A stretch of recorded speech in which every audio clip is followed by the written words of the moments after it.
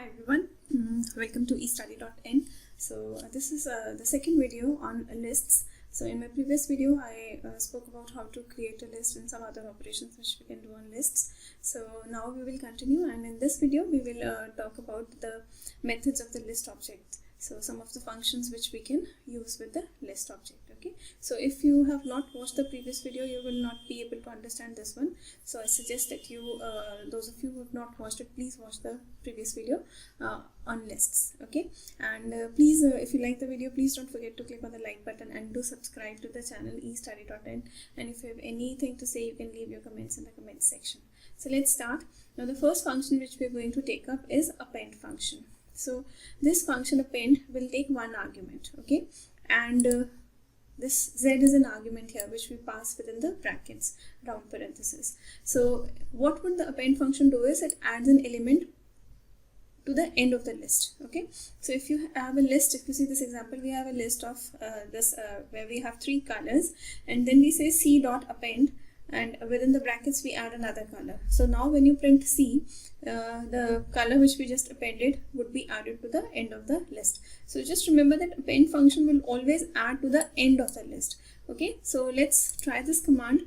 So let's create a list of three colors. Let's suppose red and green, and we'll take another color, blue. Okay, so we have this list, and let me print this list. So when you print it, it is printing these three colors. Now let me add another color to this. So we will write c dot append, and we will add the color here. Okay, and now if you print the list, it will show you this. So the append function will add to the end of the list. Okay, now moving on, the next function which we will cover is insert function. Now the insert function will take two arguments, and it inserts an item z at a given position. So if I comma z are two arguments, z is the item which is to be inserted and I is the position. So it inserts an item at a given position. The first argument, that means I, is the index of the item before which to insert. Okay, let us understand this. So let's say we have this list. Okay, we have red, green, blue, three colors here. Now we say c dot insert 0 comma pink. So 0 here, the value of I is 0, and z is this pink. Okay, now what this command would do is, so as I explained here, that this first argument is an index of the item before which to insert. So what it will do is it will add this element pink at the beginning of the list, because 0 is the first element or the first index. So what insert function will do is it will add before this 0. So that means it will add at the beginning of the list. Now let us take another example. We have again the same list, red, green, blue, and if I say c dot insert 1 comma white, so it will insert this white before the first index, before first position. So that means what do we have at the first position? This is 0, this is 1, this is 2. So before green we would have another color, white. Okay, now let's try out these commands. We already have this list. So when I say c dot insert 0 comma, let's say we want to insert another color, so white. Okay, so now we have said 0 comma white. Now when you print the list C, you see this white, this has been inserted at the beginning of the list, because 0 is the first index, so that means it will insert before 0, so it becomes the first value. Let us try one more. C dot insert, let us say 2 comma, we will add another color, pink. Okay, so 0 1 2, so it will add pink before green. So between red and green we will have another value, that is pink. So if you see, pink has been inserted at the second position, so 0 1 2. Okay, so you can understand it like before second position, or see, so 0 1 2. So earlier we had 2 at this, we had green at the second position. Now before green it will insert, so we have now pink. Okay, so this is how the insert function works. Now if you see here, what will let's take up this question. What will the following statement do? Now here we have a list, and we say c dot insert. We have a function here, length function, len. If you remember in the previous video, I told what this function will do. This will return you the total number of elements in the list. So length of c What is the length of C? We have 3 elements here, or 3 items here, so it will return 3. So this basically interprets as 3 comma orange. So that means before the third position it will insert orange. So what is the third position? This is 0, this is 1, this is 2. So that means this is basically adding an element at the end of the list. So basically this is equal to c.append orange only. So let's try out this command. So if you write here c.insert and then we write len c, comma, we add another element here. Okay, so you see, so an element orange has been added at the end of the list. Okay, so this is how, in some of the ways in which we can use insert function. Okay, now the next function, the third function which we will take up is remove function, which takes one argument and it removes the first element from the list whose value is equal to z. So if we have this list of colors where we have red, white, green, blue, green. Now if you see, green is occurring here twice. So green is occurring at these 2 positions, but it removes the first matching element from the list. So when we say c.remove green, it will remove this first occurrence of green, not the second one. Okay, so after this function, this is the output. Okay, so let us try this.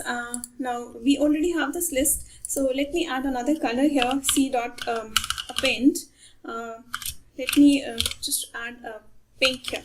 Okay, so we have another color here. Now when I say when we print the list, so you see we have 2 pinks here, one is here and one is here. So when I say c.remove pink, what it will do is, you can give single or double quotes, it won't make any difference. So when you say c.remove pink, it will remove this occurrence, the first occurrence of pink. Okay, so now when you print the list, see, this pink is gone.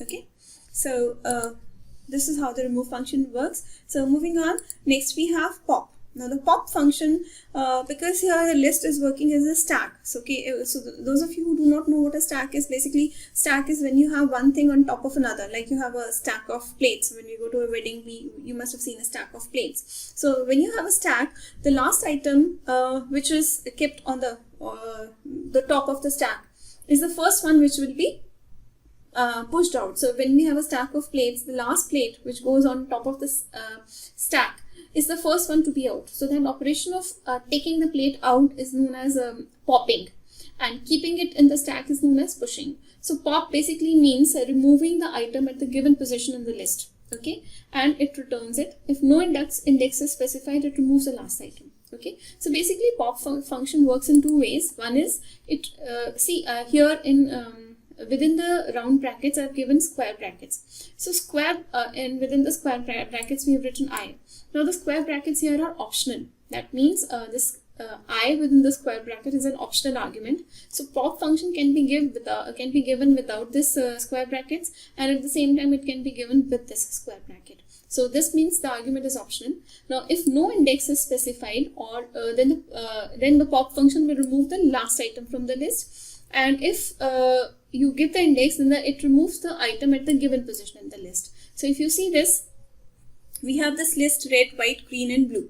So when you say c.pop, we have not given any index here. That means we are not specifying which element we want to pop out of the list. So by default, because the list is working as a stack, it will remove the last item. That means it will return the last item from the list, which is blue.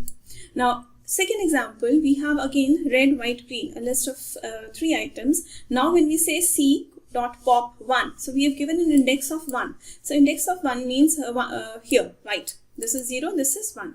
So index of 1 means we want the item at this index to be returned. So what is the item at 1? It is white. So it will return white. So after it has popped this, it will remove that item. So that means we have this list now, red, comma, green. Okay. So let's try this out.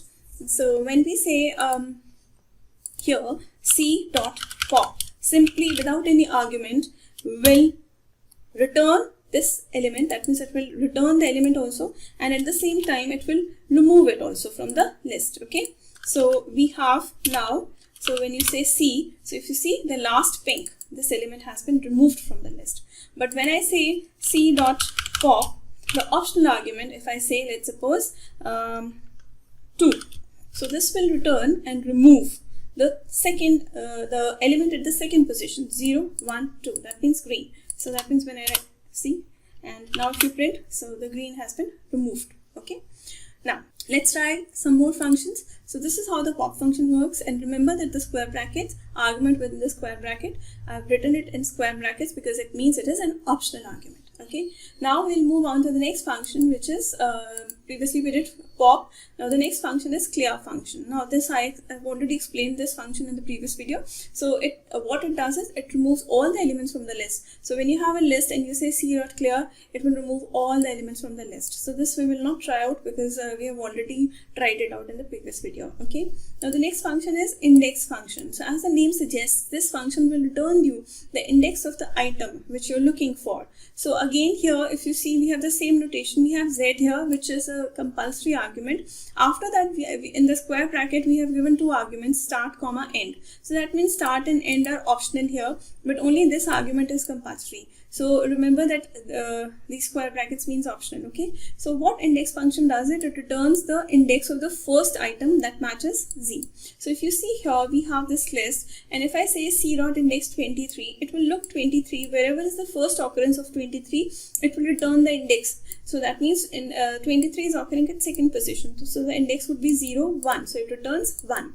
So if you see the second example, in which I'm giving the optional arguments, the second and the start and the end. So to see the start and the end, which are optional arguments. So here we say c.index 56. That means we want the index of the item 56, but we want to start our search not from the 0 index, but from the third index, and we want to continue. This is the slicing notation which has already been explained in the lists and the strings video. So those of you who have not who are not understanding, who do not know what a slice is, so please refer to those videos. But here 3, 6 again would mean start the search at third position and continue till fifth position. 6 would not be included. So 3, 4, 5. At these three positions, it will look for 56. So if you see this is 0, this is 1, this is 2, this is 3. So the item 56 is present at the third position or the third index, so it will return 3. If you let's take one more example. We have 56 again, but we are starting our search from fourth position and continuing till 6th. So which is the fourth position? 0, 1, 2, 3, 4th. So it starts from fourth position and it will continue till fifth position because 6th is not included in slicing. So here 66 and fourth position and fifth position. So we do not have 56 at these two positions. So this will give you an error. Now the third example here, again we are looking for 56, but we have started our search from 4th and continued till 7. So that means it will look at the index 4, 5 and 6. So 0, 1, 2, 3, 4. So starting from 4, we do not have 56 here. 5, we do not have 56, and 6th position we have 56, so it will return index 6 here. Okay, so this is how the index function works. So let's try the index function. Now if you see this example, the first is this with a single item which we will pass to the index function, and let's see what it returns. So here let us create a list. Let's suppose we have a list of numbers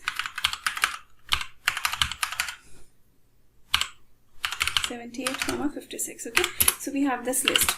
Now if I say c.index 56, so what should it return? It should return the index of 56. That means the position at which the item 56 is present. So that is 0, 1, 2, 3. So we should get the index of the first occurrence of 56. So it returns 3.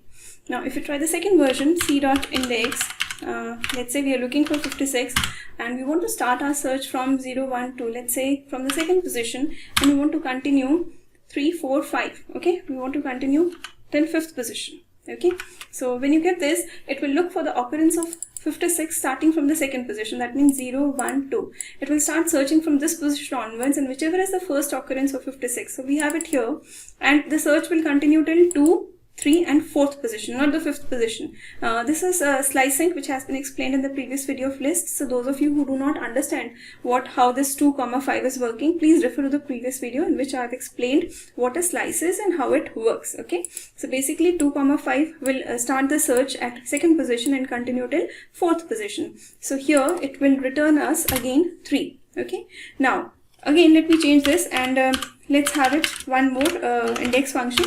Here I'm starting the search from 0, 1, 2, 3. I'm starting from the 4th position. Okay, so I'm saying 4, 6. or rather 4 comma 5. So when you say 4 comma 5, so it gives you an error. It says 56 is not in the list. Why? You must be wondering that it is there at the 5th position, but as I told you, the slicing, when you say 4 comma 5, it will only look at the 4th position. 5th position is not inclusive. That is why we are getting this error here. But if we change this c.index, we say 56 comma 4 comma 6. Now it returns the 5th position because it will look for 4th and 5th position. Okay, so that is how the index function will work. It will return you the index of the item that you are looking for. Now moving on, the next function is count function. Now count function is pretty simple.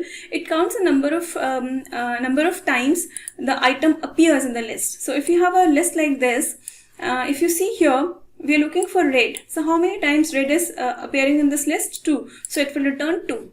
So if we see this, so when we write let's say count 56. So when you count 56, you see 56 is present how many times? Twice. So it will return 2 here. Okay, so that is how the count function works. Now the next function which we will cover is the sort function.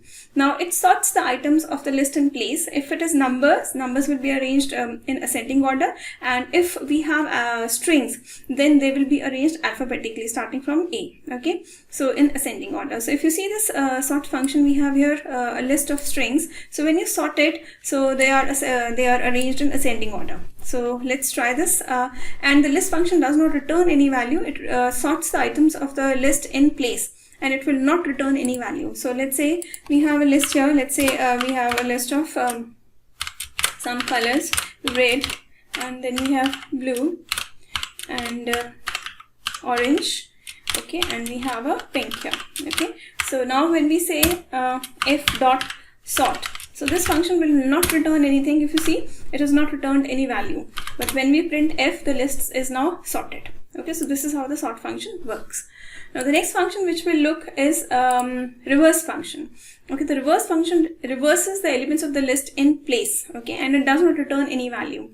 So when we have a list here like this, when you use the reverse function here, it will reverse the items of the list. Okay, so on this function we have right now, this is how f is. So when we say f dot reverse, it will just reverse the function, reverse the list, and when you print f, now it is first item becomes the last item becomes first, red, pink, it starts from the last, orange and blue. Okay, so this is how the reverse function is working.